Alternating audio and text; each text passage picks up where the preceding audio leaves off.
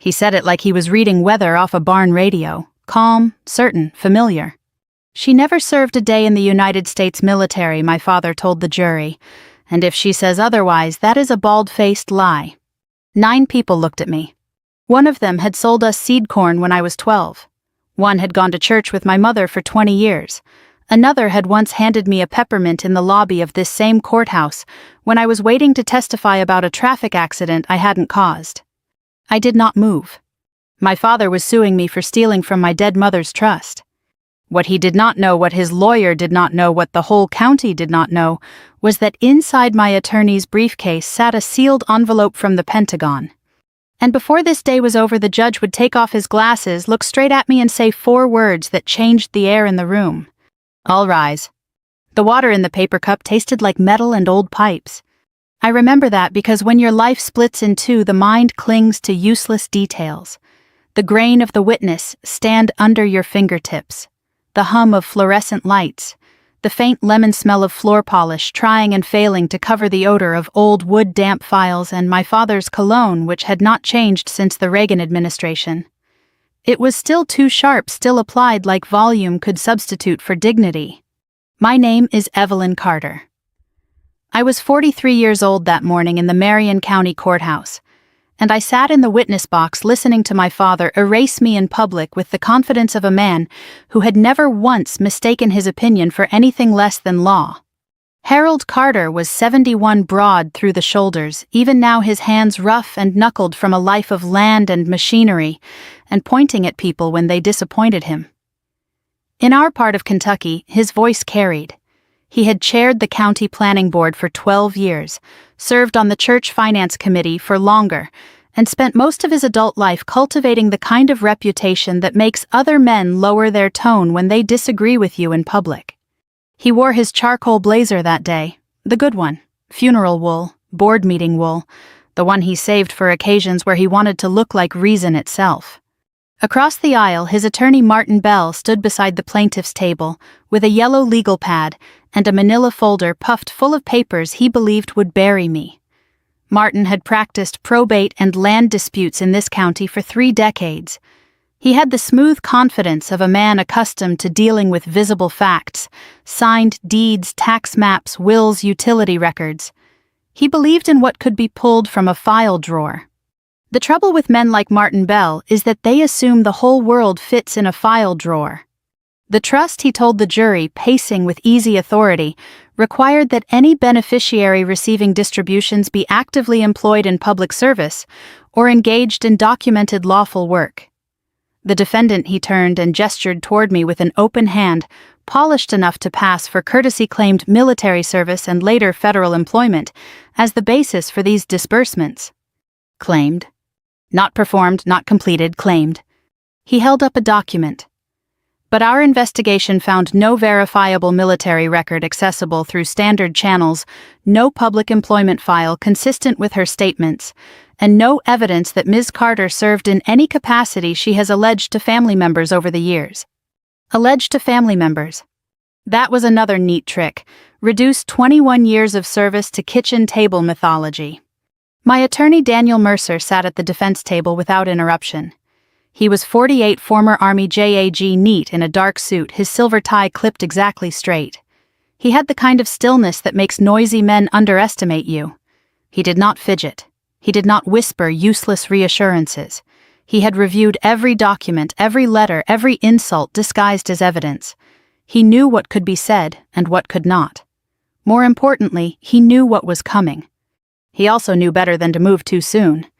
I folded my hands on the rail in front of me. People say that when you're accused of something monstrous, your body betrays you. Your pulse climbs, your face flushes, your breathing changes. Mine didn't. Training settles into the bones after enough years. You learn that posture is not just posture. It is message. It is containment. It is the difference between being read and remaining sealed. My younger sister Beth sat 3 rows behind my father in a navy cardigan, both hands clamped around her purse strap. She had not looked at me once since entering the courtroom. That hurt more than I expected. Not because Beth had chosen his side, I had been prepared for that, but because some part of me, some small, stupid part that should have died years ago, had still hoped she would look up and see me before the room told her who I was. Instead, she kept her eyes lowered like a woman in church when the hymn turns toward confession. The case itself was almost insultingly simple. My mother, Marion Carter, had created a family trust 2 years before she died. Nothing enormous by city standards, significant by county standards. Enough to matter, enough to help, enough if weaponized to wound.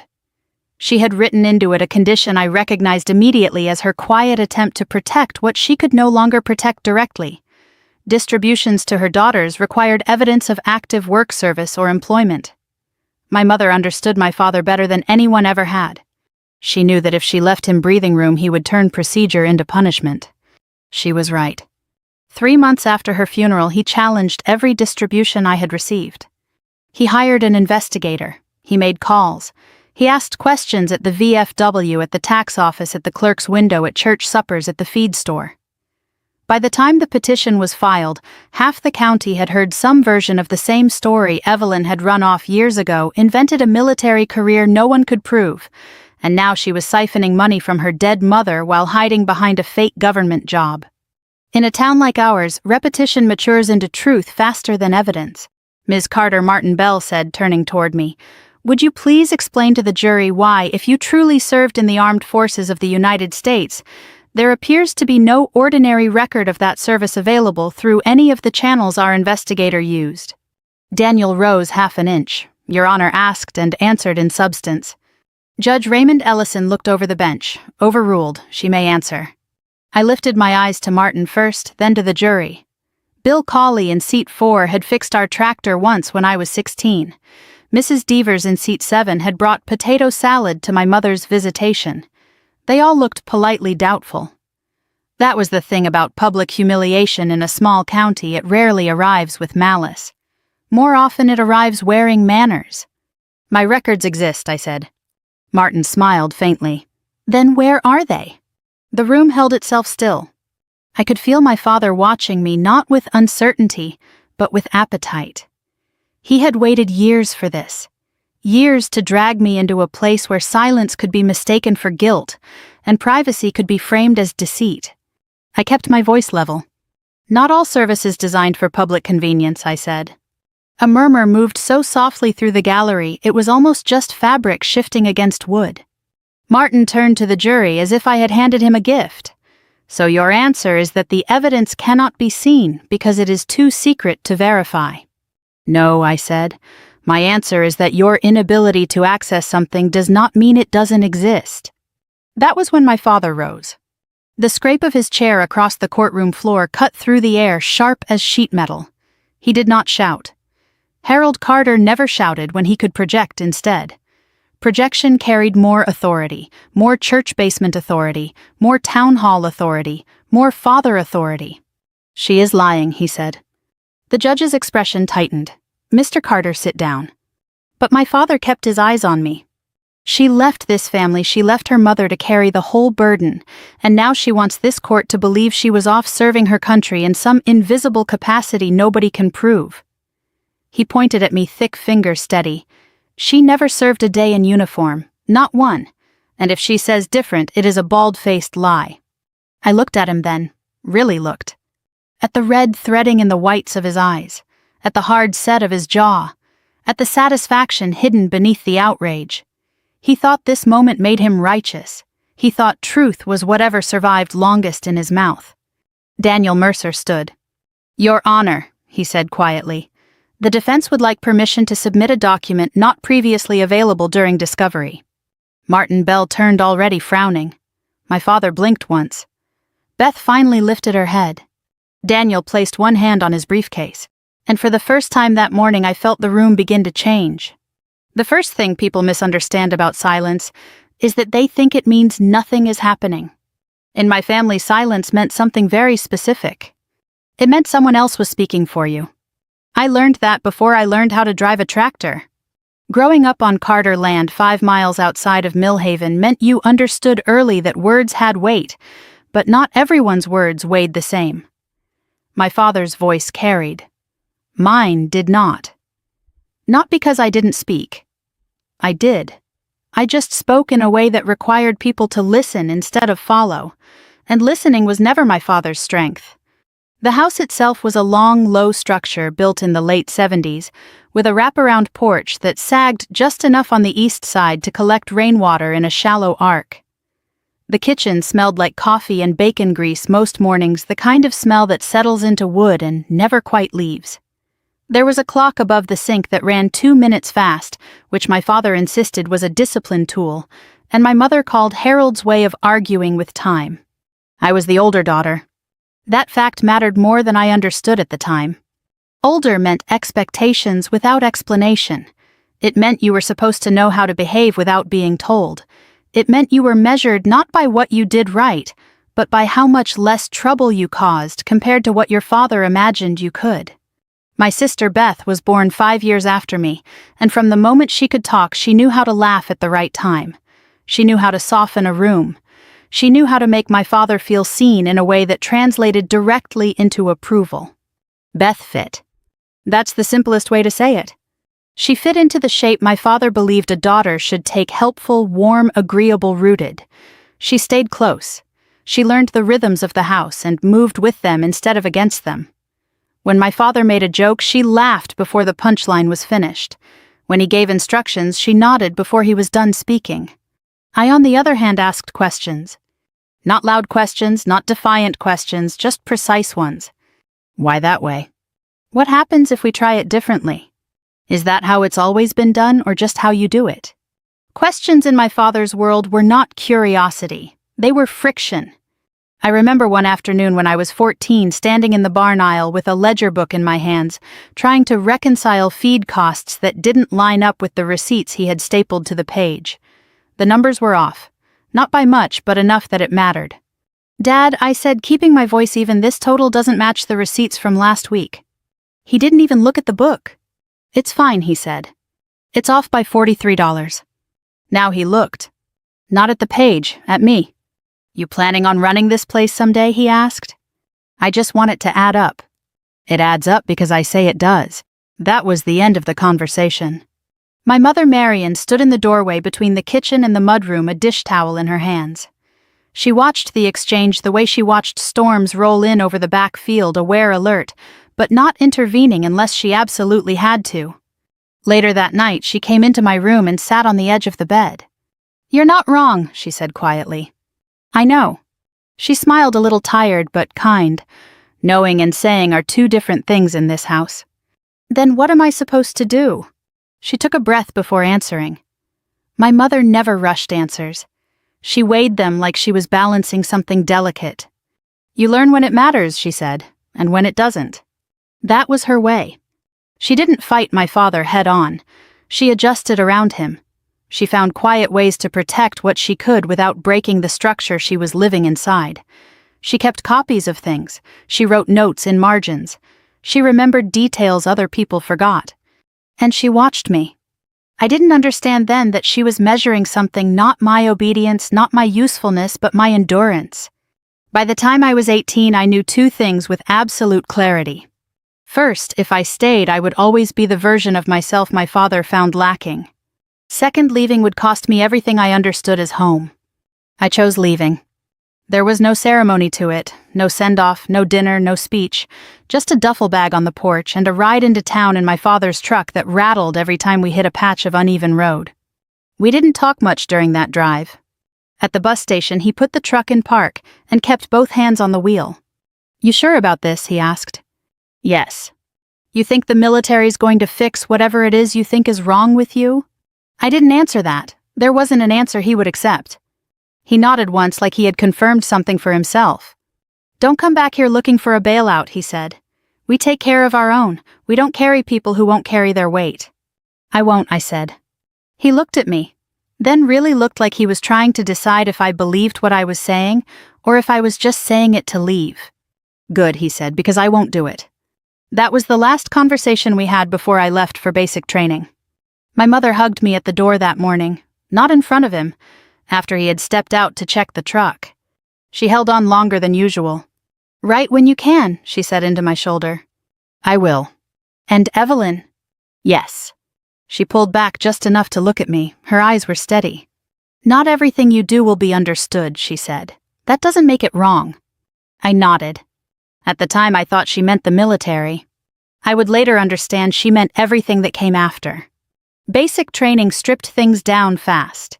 It removed the parts of you that were performative and left behind the parts that functioned under pressure. I found something there that I had never found at home. Clarity. In the Army, questions weren't disrespect if they were asked at the right time in the right way for the right reason. Precision mattered. Accuracy mattered. Results mattered. It was the first environment I had ever been in where being exact was not a flaw to be corrected. I wrote letters home at first. My mother wrote back. My father didn't. When I finished training and moved into my first assignment, the letters became less frequent. Not because I stopped caring, but because the life I was entering did not translate easily onto paper. There were things I could say and things I couldn't. The space between those two categories grew wider with every year. Beth sent a few notes early on, short, bright, full of small-town updates. Who got married, who moved away, what the weather had done to the corn that season. Eventually, those stopped too. Not abruptly, just gradually, the way contact fades when it isn't actively held in place. By the time my mother got sick, the distance between us was no longer just miles. It was narrative. My father had filled in the gaps I left with a version of me that made sense to him. Evelyn left. Evelyn didn't come back. Evelyn doesn't talk about what she does. Evelyn must not be doing anything worth talking about. And in a town where visibility is the same thing as truth, that story held. When the diagnosis came, I returned as often as I could. Not as often as my father believed I should. Not as often as Beth managed. But I came. Hospitals have their own kind of silence. Not the absence of sound, but the layering of it monitors footsteps, distant voices, all softened by walls that have seen too much to carry anything sharply anymore. My mother never asked me for details. She never asked what I did. She asked if I was safe. She asked if I was eating. She asked if I was sleeping. And once, only once, when we were alone and the machines were quiet for a moment, she said, "Are you where you're supposed to be?" "Yes," I said. She studied my face like she was verifying something only she could see. "Good," she said. "Then don't let anyone make you smaller than that." She died in January. The ground was hard, the sky was low, the kind of cold that settles into your joints and stays there. At the reading of the will, my father sat at the head of the table like he always had, hands folded, expression fixed in something that could pass for grief if you didn't know him well enough to recognize control. The trust was explained. The conditions were read. When it was over, he didn't look at me. He looked at the attorney and said, "We'll be reviewing all distributions." That was the moment the next chapter started. Not in anger, not in shouting, in procedure. 3 months later, I was served with a lawsuit. Trust fraud. And in my father's version of events, it was the most logical thing in the world. Because if he couldn't see what I had done with my life, then it must not exist. There are jobs you can explain over dinner. And there are jobs you learn to carry in silence. By my 6th year in uniform, I had stopped trying to translate what I did into anything that sounded normal. Not because I thought my family couldn't understand it, but because understanding wasn't the problem. Permission was. Some things don't belong to the person doing them. They belong to the work itself, to the structure that requires them, to the people depending on them, to the consequences that follow if they're handled carelessly. I learned that the first time someone took a marker to a document I had written and blacked out half the page. Not because it was wrong. Because it was too right. My early assignments were ordinary enough on paper: communications analysis, pattern tracking. The kind of work that doesn't make headlines but decides what happens before headlines exist. You look at fragments. You build context. You learn the difference between noise and signal, between coincidence and pattern, between what looks important and what actually is. It suited me. Precision always had. In my father's world, precision was a challenge to authority. In mine, it was survival. I moved where I was told to move. I learned what I was told to learn. I kept my head down, my work clean, my voice measured. That was how you advanced in that environment, not by announcing yourself, but by becoming someone people trusted with things they didn't say out loud. Trust in that line of work is rarely verbal. It's assigned. The first time my role shifted, it wasn't announced either. There was no ceremony, no speech, just a conversation in an office that required 2 separate badges to enter. "You're being reassigned," the man across from me said, sliding a folder across the desk. Where I asked. He didn't answer that directly. "You'll be given a cover designation," he said. "Administrative analysis, contract support, nothing that invites questions." "And the actual work?" He met my eyes not unkindly. "The actual work is why you're here." That was the moment I understood that my life had just split into 2 tracks. One that could be described, and one that couldn't. On paper, I became a mid-level analyst attached to a logistics group, with a name bland enough to pass through most conversations without leaving a trace. My address moved to a DC mailing block that looked like 100 others. My salary aligned with a role that sounded stable, predictable, forgettable. In reality, I spent my days in rooms where the clocks were synchronized to systems you didn't question, and the doors closed behind you with a sound that told you exactly how far from ordinary life you had just stepped. You learn to live like that. You learn how to answer questions without answering them, how to speak in layers, how to give enough truth to satisfy curiosity without crossing lines you don't get to redraw once they're crossed. When Beth called in those early years, her voice was still light, still easy. "So what do you actually do all day?" she asked once, laughing a little. "Dad says you sit in an office pushing papers." I could hear him in the background, his voice low but present, shaping the space even when he wasn't part of the conversation. "I work in analysis," I said. "Same contracts, different problems." She paused. "That sounds vague?" "It is," I said. She laughed again, but softer this time. "Well, as long as you're happy." Happiness wasn't the metric. Function was. I told my mother the same thing when she asked. She never pushed.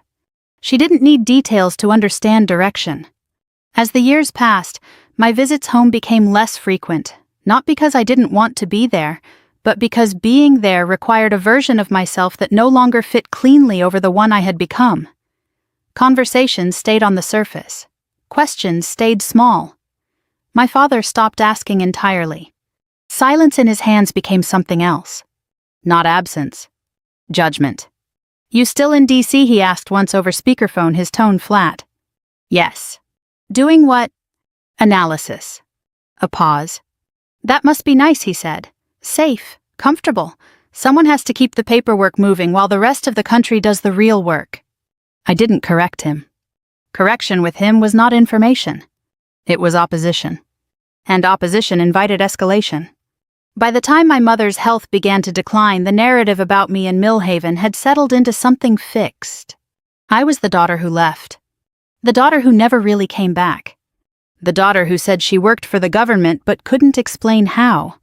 The daughter who, in my father's words, had found a way to make a living without ever getting her hands dirty. What people don't understand about that kind of narrative is how efficiently it fills space. Once it exists, it answers questions before they're asked. Why isn't she here more often? Because she doesn't care.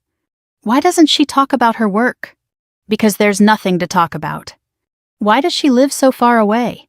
Because she couldn't make it here. It becomes a system. Self-sustaining. My mother saw it happening.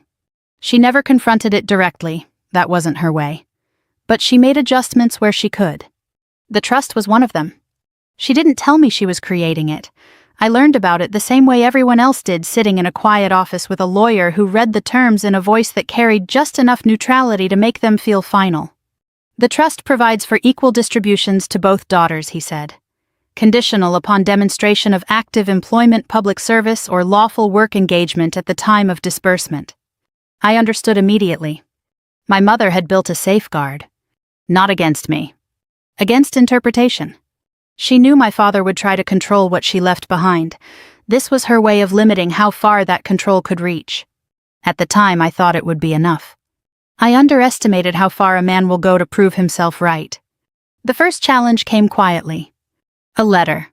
Formal, structured, written by an attorney whose name I recognized from land disputes and estate filings across the county. It requested documentation. Proof of employment. Verification of service. Reasonable on its face. Except that the documentation it asked for was the kind I could not produce in the form it expected. I responded through appropriate channels. Limited confirmation. Enough to satisfy the requirement as it was written, if not as it was interpreted. The second letter was less polite. The third included a demand. The fourth was a notice. By then, my father had already begun telling people what he believed. "She's been taking money she didn't earn," he said at the diner over coffee that sat too long on the burner. "Says she's been in the military all these years. Funny how nobody can prove it." At church, the story shifted slightly. "We did our part here," he told the pastor.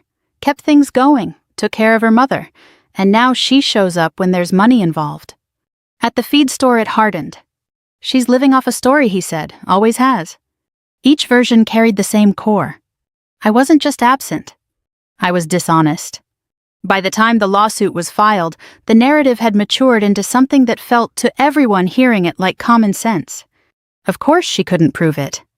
Of course the records didn't exist. Of course she had found a way to work the system. The petition itself was precise. It alleged that I had knowingly misrepresented my employment status in order to receive distributions from the trust. It cited the investigators' findings. It framed my inability to produce standard documentation as evidence of fabrication. It asked the court to recover the funds and to declare me ineligible for future distributions. It was in its structure clean, logical, built on absence. That was the part my father never understood. Absence is not proof. It is space. And space given enough time can be filled with anything. In his case, it was filled with certainty. By the time I stepped into that courtroom, he wasn't guessing anymore. He believed. And belief in a man like him does not bend easily. What he had built over the years, a story about a daughter who left, who failed, who hid, was about to collide with something he had never accounted for. Not contradiction. Confirmation. Just not the kind he expected.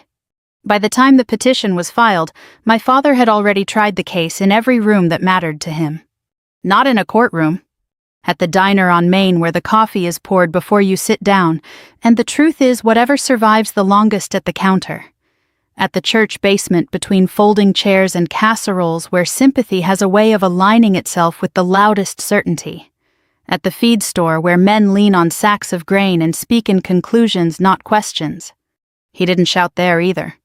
He didn't need to. My daughter says she served, he'd tell them voice steady, almost reluctant, as if the words pained him. But we've looked. Nothing comes up, no records anyone can find. And now she's taking money from her mother's trust like she earned it. It was the tone that did the work. Not angry. Disappointed. Disappointment travels further. By the time I received the official notice, the story had already settled into the county like a weather pattern. People didn't need to verify it. They recognized it. It fit into the shape of other stories they already believed. The daughter who leaves. The daughter who doesn't come back. The daughter who claims more than she's done. When the court date was set, I knew exactly what I was walking into. Not just a legal proceeding. A correction. My father intended to correct the record in the only place left that could make it official. The Marion County Courthouse hadn't changed since I was a kid. Same oak doors, same scuffed steps, same long hallway that carried voices further than people realized. The same clock above the clerk's window always a few minutes off, like time itself had decided not to argue with the building. Daniel and I arrived early. He didn't speak much as we walked in. He didn't need to. His presence was its own kind of preparation, measured, controlled, attentive to things most people missed. He nodded to the clerk, signed us in, and chose our table without hesitation. "Everything is in place," he said quietly as he set his briefcase down. I knew what that meant. The authorization had come through. Not easily. Not quickly. But it had come. "Understood," I said. He looked at me for a moment longer than usual. Not concern. Assessment. "You're good?" he asked. "Yes." He nodded once. That was all the reassurance either of us required. The room filled slowly. People don't rush into court in a town like ours. They arrive in small groups, take their seats, exchange looks that carry more conversation than words. By the time the bailiff called the session to order, most of the seats were occupied. Not by strangers. By witnesses to a version of my life I didn't recognize. Beth slipped in just before it started taking her place behind our father. She sat close enough to him that their shoulders almost touched, but not quite. That small distance said more than anything she might have spoken. My father didn't look back. He didn't need to check if she was there. He assumed. Judge Raymond Ellison entered from the side door robe, moving just enough to remind the room that authority had arrived. He was older than my father, maybe by a few years, with silver hair cut close and glasses that sat low on his nose when he read. He had the posture of someone who had spent a long time in rooms where decisions carried consequences. He took his seat, scanned the room once, and gave a short nod. "Be seated." Martin Bell stood immediately, smooth as habit. "Your Honor, members of the jury," he began, and launched into his opening with the kind of confidence that comes from believing your evidence is both complete and sufficient. He laid it out cleanly. The trust. The condition. My claim of service. The investigation. The absence of proof. He held up the investigator's report like it was a cornerstone. "No record," he said, tapping the page lightly. "No confirmation, no documentation that can be verified through any standard civilian or governmental channel available to us." He paused just long enough to let that settle. "In a matter like this, Your Honor, absence is not just absence, it is evidence." I watched Judge Ellison's face as Martin said that. There was a flicker there. Small. Almost nothing. But it was there. Daniel stood when it was our turn. He didn't pace. He didn't raise his voice. He didn't try to outperform Martin. He spoke the way he always did, like every word had already been measured before it left his mouth. "The plaintiff's case," he said, "rests entirely on what he cannot find, not on what does not exist, but on what is not available to him." He let that distinction hang. "There are categories of service," he continued, "and categories of employment that are not accessible through the channels the plaintiff has used. The absence of publicly available documentation does not equate to the absence of service." Martin shifted slightly. "Your Honor," he said, "if the defense intends to rely on records that cannot be examined, then we are dealing with claims that cannot be tested. That is not evidence, that is assertion." Daniel didn't look at him. "That is a misunderstanding of what constitutes verification in certain contexts," he said. The judge leaned back slightly, fingers resting on the edge of the bench. "We'll get to that," he said. The proceedings moved forward. Witnesses. Documents. The investigator took the stand and walked through his process step by step. Databases searched, offices contacted, records requested, every path leading to the same conclusion. "I found no verifiable record of military service under the defendant's name that could be confirmed through standard channels," he said. "None at all?" Martin asked. "None that could be verified, no." Martin nodded, satisfied. When it was Daniel's turn to cross-examine, he asked only a few questions. "You said standard channels, correct?" "Yes." "Are you trained or authorized to access restricted or classified records?" "Number." "Are you aware that certain categories of service are not reflected in the databases you searched?" A pause. "I'm aware that not everything is public," the investigator said carefully.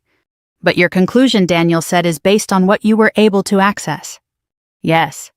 Daniel nodded once. "No further questions." It was enough.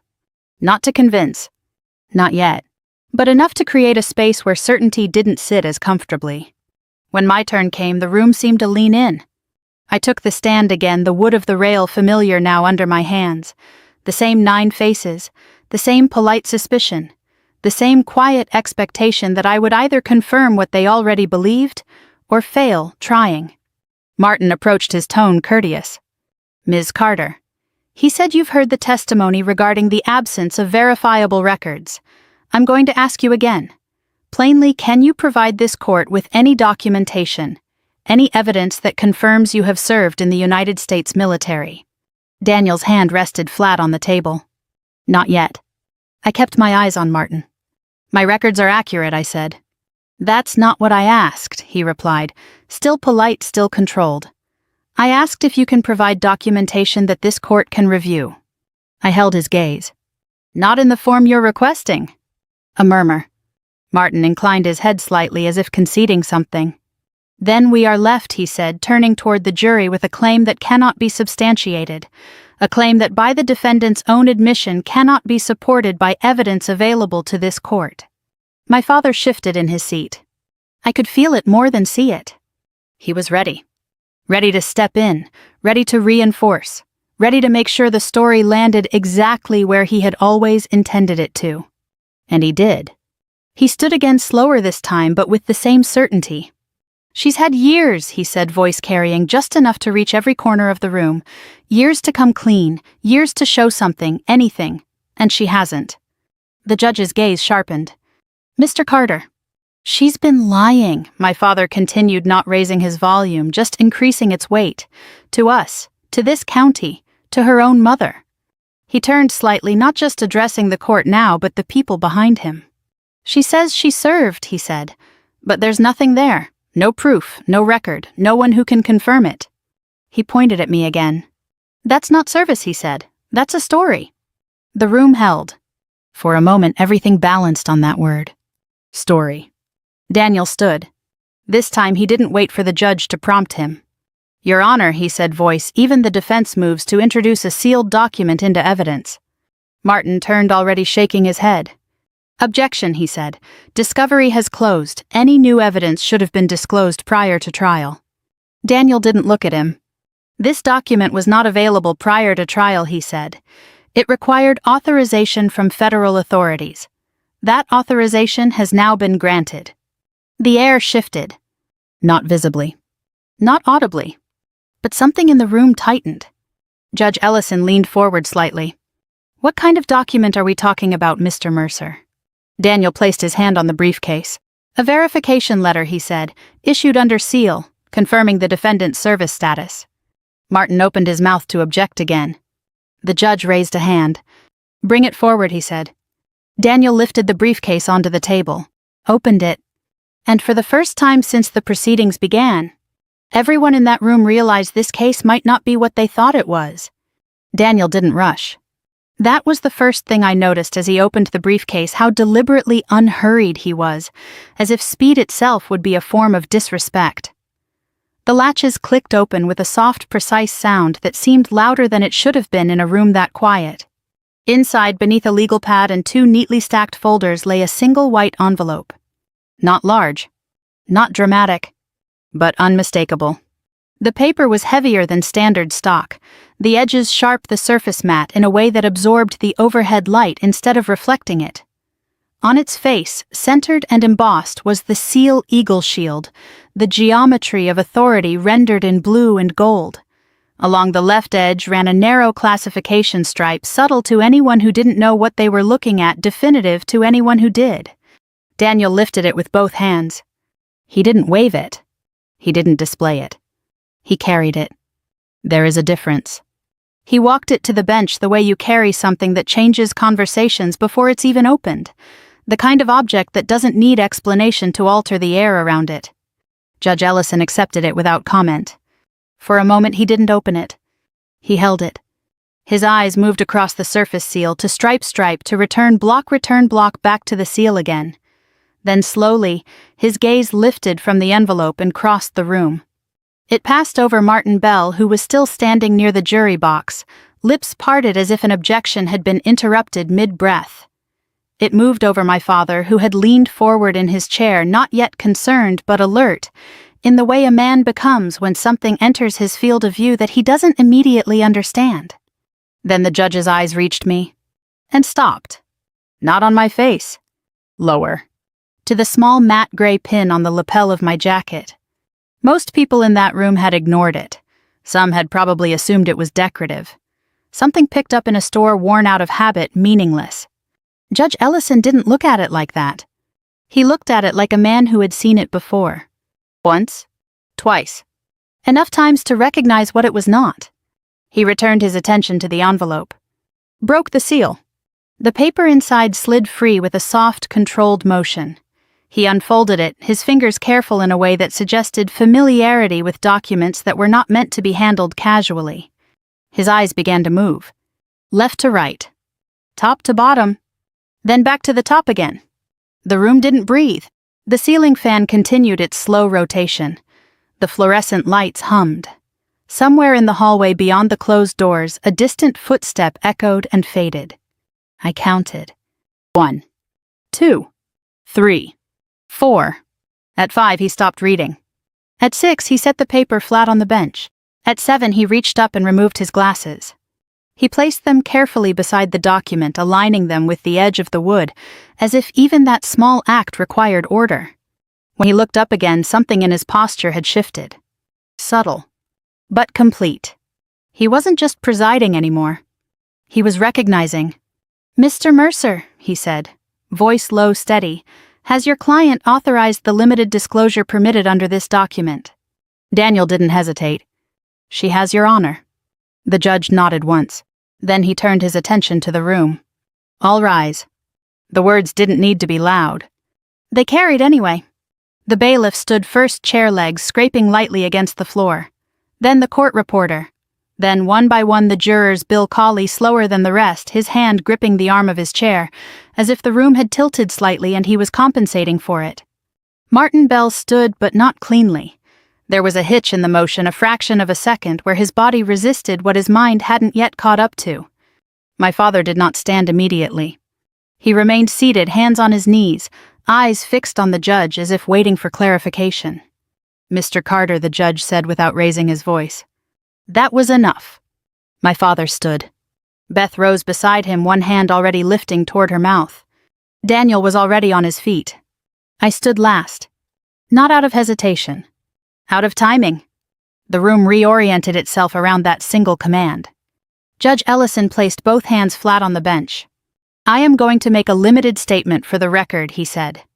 "Based on the contents of the document submitted under seal, and the authorization provided, this court recognizes that the defendant's service record exists under restricted classification protocols." Martin opened his mouth. "Your Honor." The judge's gaze cut toward him. Not sharp. Not angry. Final. "You will have an opportunity to respond, Mr. Bell," he said. "You will not interrupt." Martin closed his mouth. The judge continued.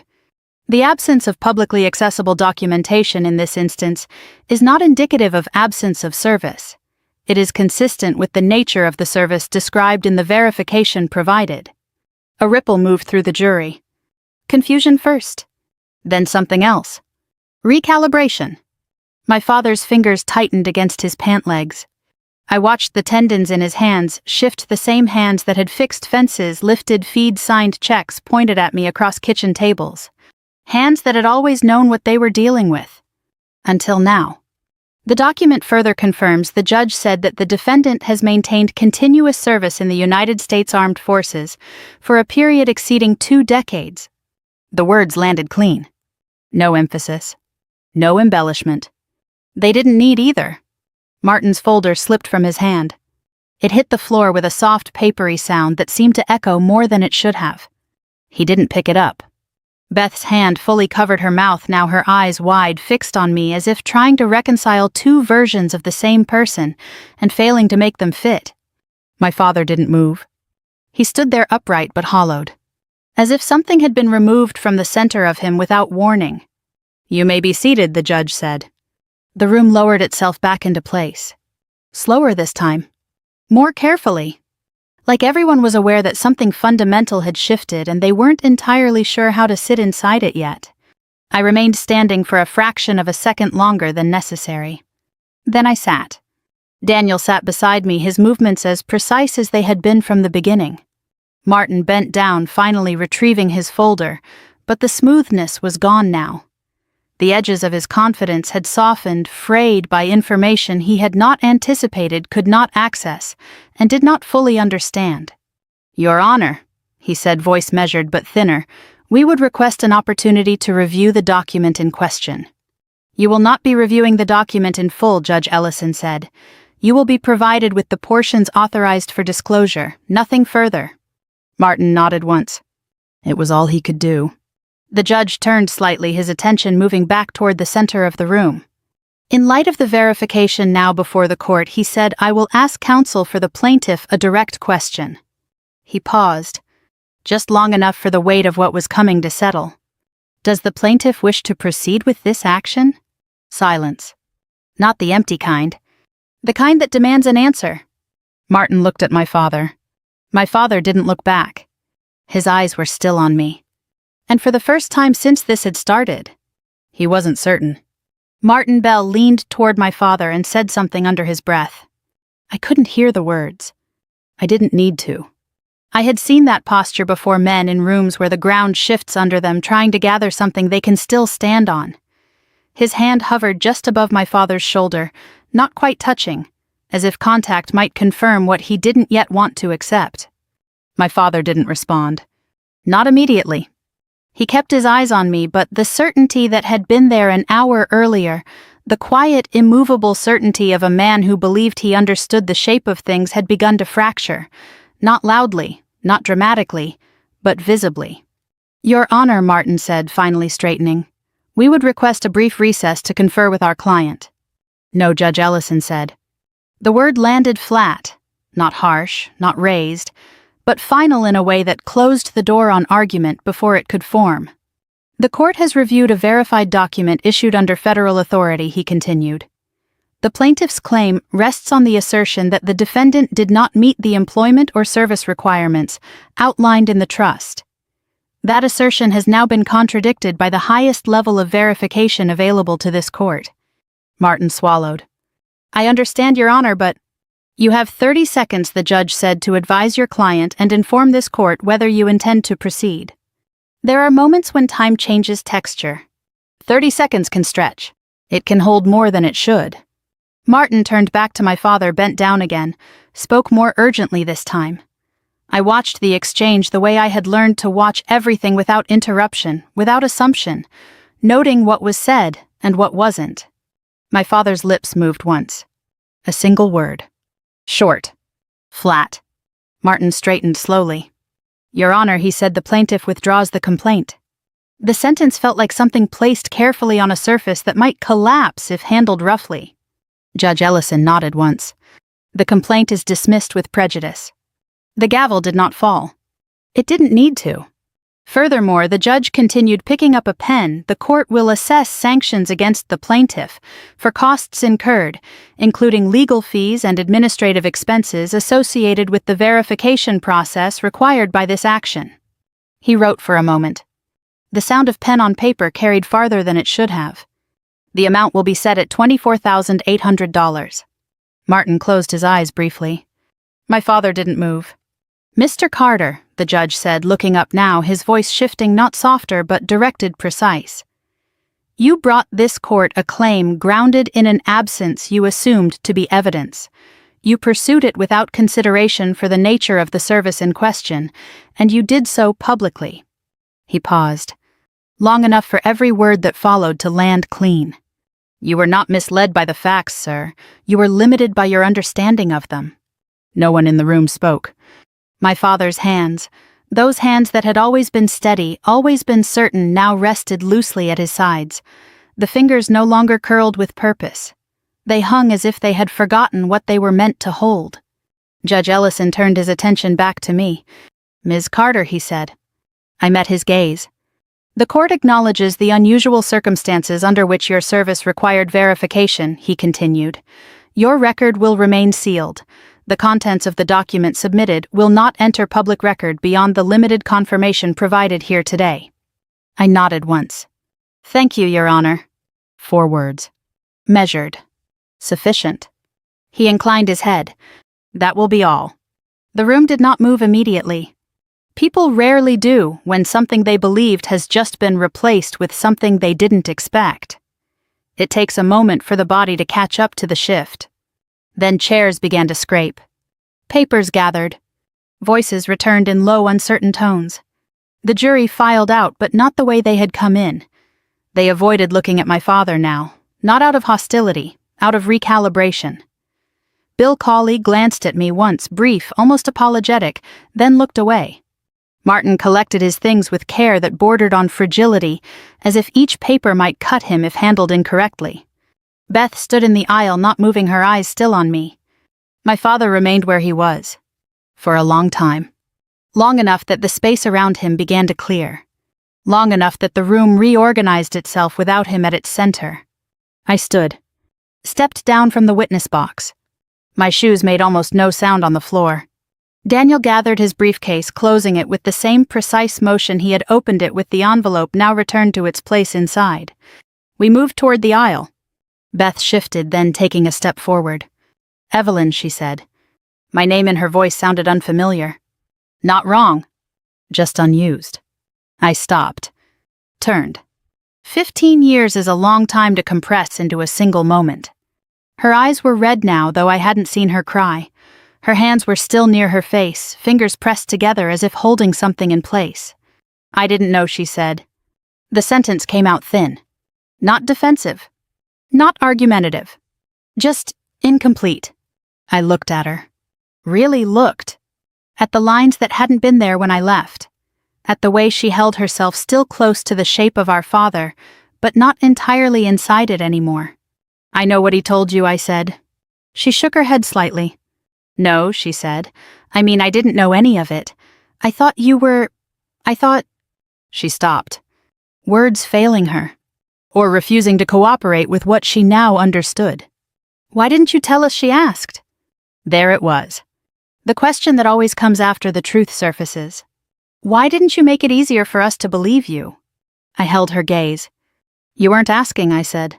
She flinched. Not outwardly. Internally. A small retreat behind her eyes. "I would have listened," she said. "Would you?" I asked. Not sharply. Not accusing. Just precise. She opened her mouth. Closed it. Because somewhere in that space she found the answer she didn't want to give. I didn't soften it. Comfort in that moment would have been dishonest. "I didn't keep things from you to hurt you," I said. "I kept them because they weren't mine to give." Her shoulders dropped slightly. The fight left her. Or maybe it had never been there to begin with. "I'm sorry," she said. I believed her. Partially. That's how trust returns. Not whole. Not immediately. In pieces. Behind her I could see my father finally move. Slowly. He stood, but the motion lacked the structure it had carried his entire life. His spine didn't lock into place the way it used to. His shoulders didn't square with the same automatic authority. He looked at me. And for the first time in years, he didn't look like a man addressing a problem. He looked like a man confronting something he did not understand. "Evelyn," he said. My name sounded different in his voice now, too. Less certain. He took a step forward. Stopped. "You said you were in D.C., he said. You said you were doing analysis. I said. "That's not," he began, then stopped himself. Because he didn't have the language. Not for what he had just seen. Not for what had been confirmed. "You were in the military?" he asked. The question was almost childlike. Stripped of everything that had come before it. I held his gaze. Yes. For how long? 21 years. The number landed between us. Heavy. He blinked. Once. Twice. "You never told me that," he said. I didn't look away. "You never asked me anything that required me to answer it," I said. He absorbed that. Or tried to. His jaw moved, searching for the old line, the one that had always anchored him. It didn't come. "General," he said. The word sounded wrong in his mouth. Not incorrect. Unfamiliar. I didn't respond to it. Not because it wasn't accurate. Because it wasn't necessary. Titles matter in some rooms. Not in this one. I let the silence sit. Not passive. Not empty. Deliberate. After a moment, I turned. Walked past Daniel. Past the rows of seats. Past the place where my father stood, no longer at the center of anything. The hallway outside felt different. Cooler. Cleaner. Air that hadn't been shaped by expectation. Daniel caught up to me near the exit. "Sanctions will stand," he said. "He'll try to appeal. It won't go anywhere." "I know," I said. He studied me for a second. "You handled that well," he added. "I handled it," I said. That was enough. We stepped outside. The sky was clear. The kind of blue that doesn't ask anything of you. Behind us, the courthouse doors closed. And for the first time in a long time, my father no longer controlled the story. 3 weeks after the hearing, the town began to correct itself. Not loudly. Not all at once. That isn't how places like Millhaven change. They shift the way a shoreline shifts, grain by grain, conversation by conversation, until one day you realize the edge is no longer where it used to be. My father tried at first to hold the old line. At the feed store, he told someone that the court had overreached, that the government had papered over the situation, that things weren't as they appeared. The man he told that to was Bill Cawley's cousin. Bill had been sitting in the jury box when a sealed document from the Pentagon crossed a county bench, and a judge told the room to stand. The story didn't hold. It didn't need to be challenged. It simply didn't take. At church, the conversations shifted in tone. Not confrontational, not accusatory, just different. People asked fewer questions of him. They filled the silence he left with their own conclusions. The pastor stopped seeking his opinion before committee decisions. The invitations that had once arrived automatically began to require confirmation. At the diner, his usual seat remained open, but the rhythm changed. The waitress still poured his coffee. Habit doesn't break easily. But the easy back and forth, the nods of agreement, the small affirmations that had once reinforced his version of things, those thinned. Respect in a small town is rarely removed outright. It is withdrawn. Quietly. My father stopped going to the feed store after a month. He still attended church, but he sat further back. Beth called me 6 weeks after the hearing.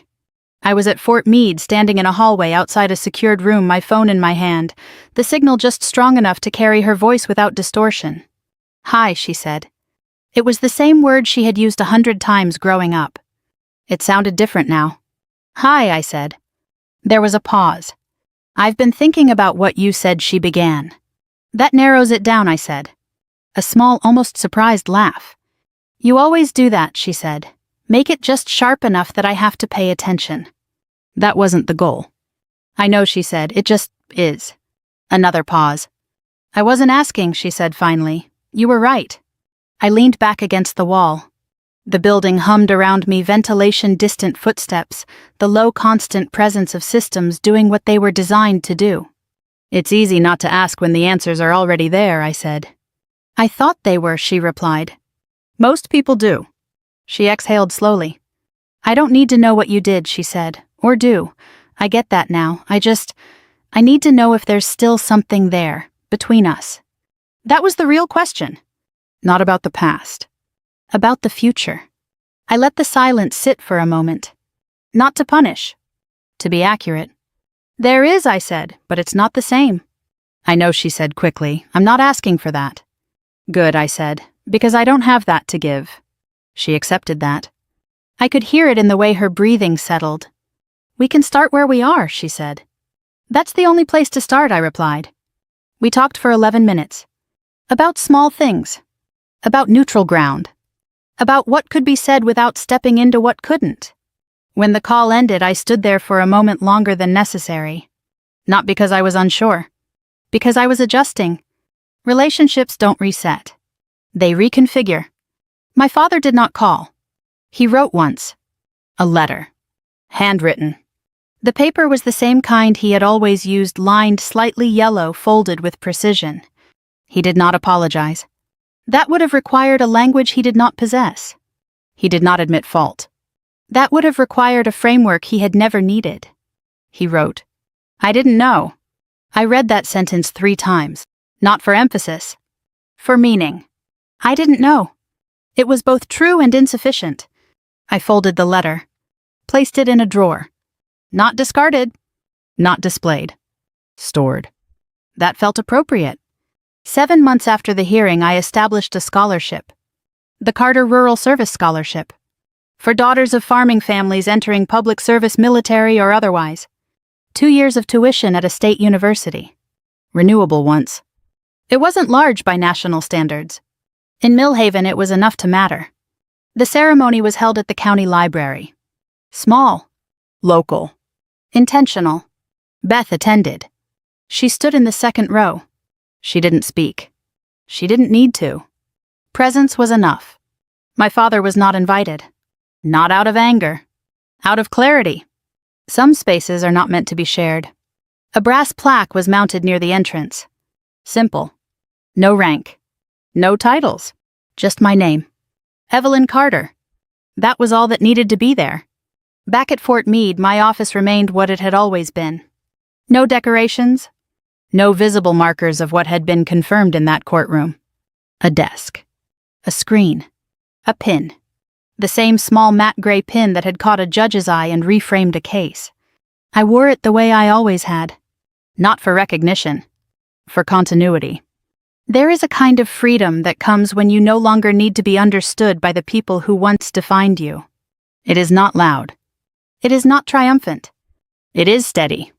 For years my silence had been interpreted as absence, as evasion, as proof of something lacking. In that courtroom it became something else. Not a void.